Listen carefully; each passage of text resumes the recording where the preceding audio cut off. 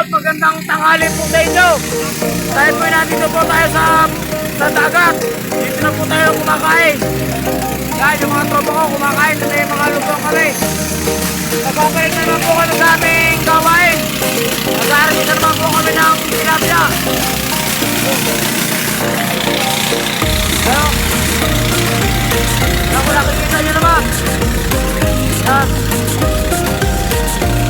Mga kalunod, tayo po'y nag-iyaw ng tilapia. Mag-adobo po tayo. Dahil yan po yung aming lutuan. Yan ang aming, ito yung sa Batangas ang tinatawag na inihaw. Ano yan mga kalunod, yung mga kasama ko, nagbababa sila ng pakain ng tilapia. Ano, wala naman masyadong malon. Ano, natin nga po pala yung mga nag-harvest. Yan. Yung nakikita nyo mga kalunod, umabay naman po tayo sa ating nag-harvest ng rice tilapia.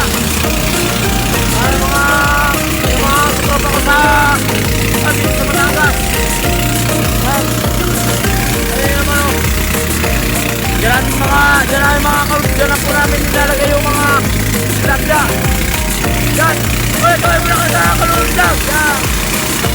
Yung aking mga kaibigan. Yan.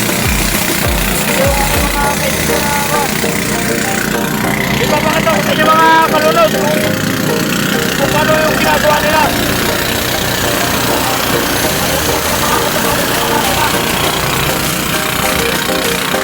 Yan. Dahil po yung natin din nagbabayad na naman po tayo. Yan ang ginagawa nila dito.